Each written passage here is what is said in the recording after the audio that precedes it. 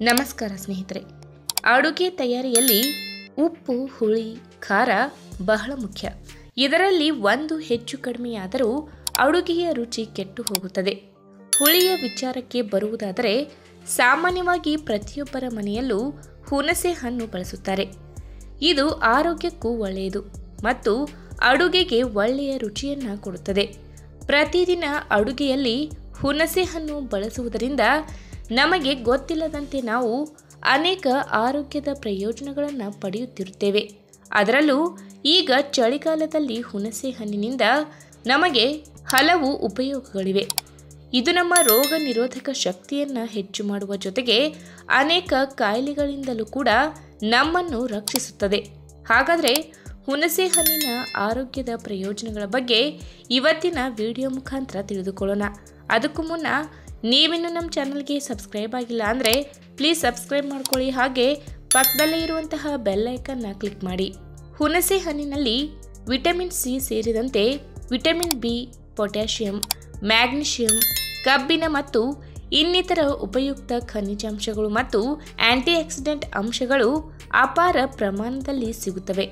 ಹುಣಸೆ ಹಣ್ಣಿನ ಸೇವನೆಯಿಂದ ದಿನನಿತ್ಯದ ಜೀವನದಲ್ಲಿ ಎದುರಾಗುವ ಹಲವಾರು ಸಣ್ಣ ಪುಟ್ಟ ಆರೋಗ್ಯ ಸಮಸ್ಯೆಗಳಿಂದ ನಮ್ಮನ್ನು ನಾವು ಕಾಪಾಡಿಕೊಳ್ಳಬಹುದು. ಇನ್ನು ನಾರಿನ ಅಂಶ ಹೆಚ್ಚಾಗಿರುವ ಹುಣಸೆ ಹಣ್ಣು ಸೇವನೆಯಿಂದ ದೇಹದ ಜೀರ್ಣಾಂಗ ವ್ಯವಸ್ಥೆ ಉತ್ತಮಗೊಳ್ಳುತ್ತದೆ. ಇದು ನಮ್ಮ ಕರುಳಿನ ಭಾಗದಲ್ಲಿ ಉತ್ತಮ ಚಲನೆಯನ್ನು ಉಂಟು ಮಾಡುವುದರ ಜೊತೆಗೆ ಮಲಬದ್ಧತೆ ಸಮಸ್ಯೆಯನ್ನು ದೂರ ಮಾಡುತ್ತದೆ. ಅಷ್ಟೇ ಅಲ್ಲದೆ ನಮ್ಮ ದೇಹದಲ್ಲಿ ಬೈಲ್ ಜ್ಯೂಸ್ ಉತ್ಪತ್ತಿಯನ್ನು ಸಹ ಇದು ಮಾಡುವುದರಿಂದ ನಾವು ಸೇವಿಸಿದ ಆಹಾರ ದೇಹದಲ್ಲಿ ಚೆನ್ನಾಗಿ ಜೀರ್ಣವಾಗುತ್ತದೆ. ಇನ್ನು ಹುಣಸೆ ಹಣ್ಣು ತನ್ನಲ್ಲಿ ಅಪಾರವಾದ ಆಂಟಿಆಕ್ಸಿಡೆಂಟ್ ಗುಣಗಳನ್ನು ಒಳಗೊಂಡಿರುವುದರಿಂದ ಕೊಲೆಸ್ಟ್ರಾಲ್ ಪ್ರಮಾಣವನ್ನು ಇದು ಸಾಕಷ್ಟು ತಗ್ಗಿಸುತ್ತದೆ ಮತ್ತು ಹೃದಯದ ಕಾಯಿಲೆಯಿಂದ ನಮ್ಮನ್ನು ರಕ್ಷಿಸುತ್ತದೆ. ಮುಖ್ಯವಾಗಿ ರಕ್ತದ ಒತ್ತಡದ ಮೇಲೆ ಇದು ಸಕಾರಾತ್ಮಕ ಪ್ರಭಾವ ಬೀರಲಿದ್ದು, ಇದರ ಹೆಚ್ಚಿನ ನಾರಿನ ಅಂಶದ ಕಾರಣದಿಂದ ಹೃದಯದ ಆರೋಗ್ಯ ದೀರ್ಘಕಾಲ ಚೆನ್ನಾಗಿರುತ್ತದೆ. ಇನ್ನು ಕೆಲವೊಂದು ಸಂಶೋಧನೆಗಳು ಹೇಳುವ ಹಾಗೆ ನಮ್ಮ ದೇಹದಲ್ಲಿ ಇನ್ಸುಲಿನ್ ಪ್ರತಿರೋಧತೆಯನ್ನು ಕಡಿಮೆ ಮಾಡುವ ಗುಣವನ್ನು ಹುಣಸೆ ಹಣ್ಣು ಹೊಂದಿದೆ. ಹೀಗಾಗಿ ದೇಹದ ಗ್ಲೂಕೋಸ್ ಬಳಕೆಯನ್ನು ಹೆಚ್ಚು ಮಾಡುವುದು ಮಾತ್ರವಲ್ಲದೆ ಬ್ಲಡ್ ಶುಗರ್ ಲೆವೆಲನ್ನು ಸಹ ಹುಣಸೆ ಹಣ್ಣು ಕಂಟ್ರೋಲ್ ಮಾಡುತ್ತದೆ.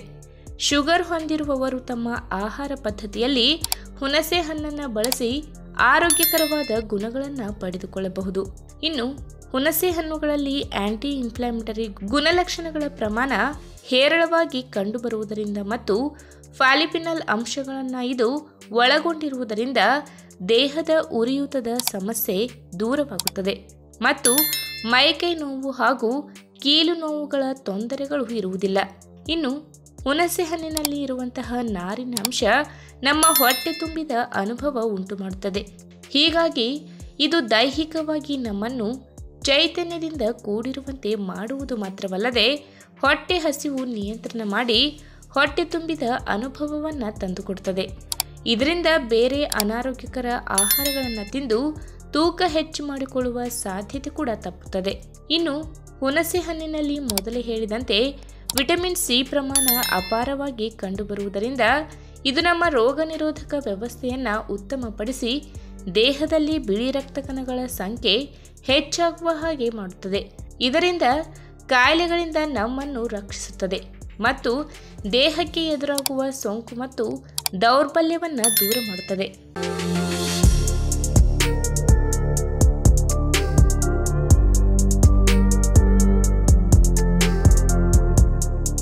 ಸಾಧಾರಣವಾಗಿ ಚಳಿಗಾಲ ಹಾಗೂ ಮಳೆಗಾಲ ಒಂದೇ ಎಂದು ಹೇಳಬಹುದು. ಯಾಕೆಂದ್ರೆ ಈ ಎರಡು ಕಾಲಗಳಲ್ಲಿ ಆರೋಗ್ಯದ ಸಮಸ್ಯೆಗಳು ಹೆಚ್ಚಾಗಿ ಜನರನ್ನ ಕಾಡುತ್ತವೆ. ಮುಖ್ಯವಾಗಿ ರೋಗ ನಿರೋಧಕ ಶಕ್ತಿಯ ಕೊರತೆ ಉಂಟಾಗಿ ಸೋಂಕುಗಳು ಹೆಚ್ಚಾಗಿ ತಗುಲುವ ಸಾಧ್ಯತೆ ಇರುತ್ತದೆ. ಅದರಲ್ಲೂ ಮಳೆಗಾಲದ ಸಂದರ್ಭದಲ್ಲಿ ಅಂತೂ ಶೀತ, ನೆಗಡಿ, ಕೆಮ್ಮು ಸಮಸ್ಯೆಗಳು ಎದುರಾಗುವುದು ಮಾಮೂಲು. ಹಾಗಂತ ಇಂತಹ ಸಮಸ್ಯೆಗಳು ಶುರುವಾದ ಕೂಡಲೇ ಆರಂಭದಲ್ಲಿ ನಿಯಂತ್ರಣ ಮಾಡಿಕೊಳ್ಳದೆ ಬರೀ ಶೀತ ಹಾಗೂ ಕೆಮ್ಮಿನ ಸಮಸ್ಯೆ ಅಲ್ವಾ ಎಂದು ನಿರ್ಲಕ್ಷ್ಯ ಮಾಡುತ್ತಾ ಹೋದರೆ ಕೊನೆಗೆ ಎದೆಯಲ್ಲಿ ಹಾಗೂ ಗಂಟಲಿನ ಭಾಗದಲ್ಲಿ ಕಫದ ಸಮಸ್ಯೆ ಉಂಟಾಗಿ ಅದು ಕೊನೆಗೆ ಶ್ವಾಸಕೋಶದ ಸಮಸ್ಯೆಯವರೆಗೂ ಹೋಗುತ್ತದೆ. ಕೊನೆಗೆ ಉಸಿರಾಟ ವ್ಯವಸ್ಥೆಯಲ್ಲಿ ತೀವ್ರ ತೊಂದರೆಗಳು ಉಂಟಾಗಿ ಆಮೇಲೆ ವಿಧಿ ಇಲ್ಲದೆ ಆಸ್ಪತ್ರೆಯ ಬೆಡ್ ಮೇಲೆ ಮಲಗಬೇಕಾದ ಪರಿಸ್ಥಿತಿ ಎದುರಾಗುವ ಆಪತ್ತು ಹೆಚ್ಚಿರುತ್ತದೆ. ಇಂತಹ ಪರಿಸ್ಥಿತಿ ಬರಬಾರದೆಂದರೆ ತಕ್ಷಣವೇ ಇಂತಹ ಸಮಸ್ಯೆಗಳಿಂದ ಪಾರಾಗಲು ಇಂಗನ್ನ ಬಳಕೆ ಮಾಡುವುದು. ಅದು ಹೇಗೆ ಎನ್ನುವುದನ್ನ ಇವತ್ತಿನ ವಿಡಿಯೋ ಮುಖಾಂತರ ತಿಳಿದುಕೊಳ್ಳೋಣ. ಅದಕ್ಕಿಂತ ಮುಂಚೆ ನೀವಿನ್ನು ನನ್ನ ಚಾನೆಲ್ಗೆ ಸಬ್ಸ್ಕ್ರೈಬ್ ಆಗಿಲ್ಲ ಅಂದ್ರೆ ಪ್ಲೀಸ್ ಸಬ್ಸ್ಕ್ರೈಬ್ ಮಾಡ್ಕೊಳ್ಳಿ, ಹಾಗೆ ಪಕ್ಕದಲ್ಲೇ ಇರುವಂತಹ ಬೆಲ್ ಐಕಾನ್ ನ ಕ್ಲಿಕ್ ಮಾಡಿ. ಅಡುಗೆಯಲ್ಲಿ ಚಿಟಿಕೆಯಷ್ಟು ಇಂಗು ಬಳಸದೇ ಇದ್ದರೆ ಆಗ ಅಲ್ಲಿ ಅಡುಗೆಗೆ ರುಚಿ ಬರುವುದು ಎನ್ನುವ ಮಾತಿದೆ. ಆದರೆ ನಿಮಗೆ ಗೊತ್ತಿರಲಿ, ಇಂಗು ಬಳಸಿ ತಯಾರಿಸುವಂತಹ ಅಡುಗೆಯು ರುಚಿ ಮಾತ್ರವಲ್ಲದೆ ಹಲವಾರು ಬಗೆಯ ಆರೋಗ್ಯ ಲಾಭಗಳನ್ನು ಕೂಡ ನೀಡುವುದು. ಇನ್ನು ಆಯುರ್ವೇದ ಕಾಲದಿಂದಲೂ ಅಷ್ಟೇ ಹಲವಾರು ಸಮಸ್ಯೆಗಳ ವಿರುದ್ಧ ಹೋರಾಡುವ ಇಂಗಿಗೆ ವಿಶೇಷ ಸ್ಥಾನವನ್ನ ನೀಡಲಾಗಿದೆ. ವಿಶೇಷವಾಗಿ ಉಸಿರಾಟ ವ್ಯವಸ್ಥೆಯನ್ನ ಅಚ್ಚುಕಟ್ಟಾಗಿ ಕಾಪಾಡುವಲ್ಲಿ, ಹೊಟ್ಟೆಗೆ ಸಂಬಂಧಪಟ್ಟ ಸಮಸ್ಯೆಗಳಾದ ಗ್ಯಾಸ್ಟ್ರಿಕ್, ಹೊಟ್ಟೆ ಉಬ್ಬರದಂತಹ ಸಮಸ್ಯೆಗಳನ್ನ ದೂರ ಮಾಡುವಲ್ಲಿ, ಜೀರ್ಣ ಶಕ್ತಿಯನ್ನ ಹೆಚ್ಚಿಸಿ ಮಲಬದ್ಧತೆಯಂತಹ ಸಮಸ್ಯೆಗಳನ್ನ ದೂರ ಮಾಡುವಲ್ಲಿ ಇದರ ಪಾತ್ರ ಬಹಳ ದೊಡ್ಡದಾಗಿರುತ್ತದೆ. ಇನ್ನು ಒಂದು ವೇಳೆ ಶೀತ ಕೆಮ್ಮಿನಿಂದ ಎದೆಯಲ್ಲಿ ಕಫ ಗಟ್ಟಿಯಾಗಿ ಉಸಿರಾಟ ವ್ಯವಸ್ಥೆಗೆ ಸಂಬಂಧಪಟ್ಟಂತೆ ಯಾವುದಾದರೂ ಸೋಂಕುಗಳು ಎದುರಾದರೆ ಇಂಗು ಅದಕ್ಕೆ ಒಂದು ಅತ್ಯುತ್ತಮ ಪರಿಹಾರ ಎಂದು ಹೇಳಬಹುದು. ವಿಶೇಷವಾಗಿ ಇದರಲ್ಲಿರುವ ಆರೋಗ್ಯಕಾರಿ ಗುಣಲಕ್ಷಣಗಳು ಏನೆಂದರೆ, ಎದೆಯ ಭಾಗದಿಂದ ಕಫ ಸಮಸ್ಯೆಯನ್ನ ದೂರ ಮಾಡಿ ಎದೆಯಲ್ಲಿ ಉಂಟಾಗುವ ಒತ್ತಡವನ್ನ ಕಡಿಮೆ ಮಾಡುತ್ತದೆ. ಇನ್ನೂ ಮುಖ್ಯವಾಗಿ ಇದರಲ್ಲಿ ಆಂಟಿ ಇನ್ಫ್ಲಾಮೇಟರಿ ಗುಣಲಕ್ಷಣಗಳು ಹೆಚ್ಚಾಗಿದ್ದು ಆಂಟಿಬಯೋಟಿಕ್ ಸ್ವಭಾವವನ್ನು ಸಹ ಹೊಂದಿದೆ. ಇದರಿಂದ ಒಣ ಕೆಮ್ಮು, ಎದೆಯಲ್ಲಿ ಕಫ ಗಟ್ಟಿಯಾಗುವುದನ್ನೆಲ್ಲ ದೂರ ಮಾಡುತ್ತದೆ. ಇನ್ನು ಒಂದು ಸಣ್ಣ ಬೌಲ್ ನಲ್ಲಿ ಸುಮಾರು ಅರ್ಧ ಟೀ ಚಮಚ ಆಗುವಷ್ಟು ಇಂಗು ಪುಡಿಯನ್ನ ಹಾಕಿಕೊಂಡು ಇದಕ್ಕೆ ಅಷ್ಟೇ ಪ್ರಮಾಣದಲ್ಲಿ ಅರ್ಧ ಟೀ ಚಮಚ ಆಗುವಷ್ಟು ಒಣ ಶುಂಠಿ ಪುಡಿಯನ್ನ ಮಿಶ್ರಣ ಮಾಡಿಕೊಳ್ಳಿ. 2 ಟೇಬಲ್ ಚಮಚ ಆಗುವಷ್ಟು ಬೆಲ್ಲವನ್ನ ಹಾಕಿ ಉಂಡೆ ಮಾಡಿ ಒಂದು ಟೈಟ್ ಕಂಟೈನರ್ ನಲ್ಲಿ ಶೇಖರಿಸಿಟ್ಟುಕೊಳ್ಳಿ. ಒಂದು ವೇಳೆ ಕೆಮ್ಮಿನ ಸಮಸ್ಯೆ ಜಾಸ್ತಿ ಇದ್ದಾಗ ಈ ಉಂಡೆಯನ್ನ ಬಾಯಿಯಲ್ಲಿ ಹಾಕಿಕೊಂಡು ಇದರ ರಸವನ್ನ ನುಂಗುತ್ತಾ ಬನ್ನಿ. ಇದರಿಂದ ಎದೆಯ ಭಾಗ ಹಾಗೂ ಗಂಟಲಿನ ಭಾಗದಲ್ಲಿ ಕಟ್ಟಿಕೊಂಡಿರುವ ಕಫದ ಸಮಸ್ಯೆ ನಿಧಾನಕ್ಕೆ ಕರಗಿ ಕೆಮ್ಮಿನ ಸಮಸ್ಯೆ ದೂರವಾಗುತ್ತದೆ. ದಿನದಲ್ಲಿ ಕನಿಷ್ಠ ಪಕ್ಷ 2 ರಿಂದ 3 ಬಾರಿಯಾದರೂ ಕೂಡ ಈ ರೀತಿ ಮಾಡುವುದರಿಂದ ನಿರಂತರವಾದ ಕೆಮ್ಮಿನ ಸಮಸ್ಯೆಗೆ ಪರಿಹಾರವನ್ನ ಕಂಡುಕೊಳ್ಳಬಹುದು.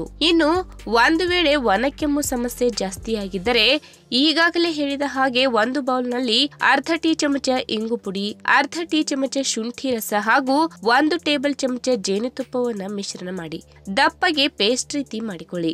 ಆಮೇಲೆ ಈ ಮದ್ದನ್ನ ಪ್ರತಿದಿನ 2 ಬಾರಿ 1 ಚಮಚ ಸೇವನೆ ಮಾಡುವುದರಿಂದ ಒಣ ಕೆಮ್ಮಿನ ಸಮಸ್ಯೆ ಕೂಡಲೇ ಕಡಿಮೆಯಾಗುತ್ತದೆ. ಇನ್ನು ಒಂದು ಪಾತ್ರೆಯಲ್ಲಿ ಕುದಿಯುವ ಬಿಸಿ ನೀರಿಗೆ ಕೇವಲ 2 ಹನಿ ಇಂಗು ಎಣ್ಣೆಯನ್ನ ಹಾಕಿಕೊಂಡು ಅದರ ಆವಿಯನ್ನ ದಿನದಲ್ಲಿ 2 ಬಾರಿಯಾದರೂ ತೆಗೆದುಕೊಳ್ಳುತ್ತಾ ಬಂದರೆ ಮೂಗು ಕಟ್ಟುವಿಕೆ ಸಮಸ್ಯೆ ಬಹಳ ಬೇಗನೆ ಕಡಿಮೆಯಾಗಿ ಬಿಡುತ್ತದೆ. ಇಲ್ಲಾಂದ್ರೆ ಸ್ವಲ್ಪ ಈ ಇಂಗಿನ ಎಣ್ಣೆಯನ್ನ ಕುತ್ತಿಗೆಯ ಭಾಗ, ಎದೆಯ ಭಾಗ ಹಾಗೂ ಬೆನ್ನಿನ ಭಾಗದಲ್ಲಿ ಚೆನ್ನಾಗಿ ಉಜ್ಜಿ ಮಸಾಜ್ ಮಾಡುವುದರಿಂದ ಕೂಡ ಶೀತದಿಂದ ಮೂಗು ಕಟ್ಟುವಿಕೆ ಸಮಸ್ಯೆ ಕೂಡ ನಿವಾರಣೆಯಾಗುತ್ತದೆ. ಈ ವಿಡಿಯೋ ನಿಮಗೆ ಇಷ್ಟವಾದಲ್ಲಿ ತಪ್ಪದೇ ಲೈಕ್ ಮಾಡಿ, ಶೇರ್ ಮಾಡಿ, ಹಾಗೆ ನಿಮ್ಮ ಅನಿಸಿಕೆನ ಕಮೆಂಟ್ ಮೂಲಕ ತಿಳಿಸಿ.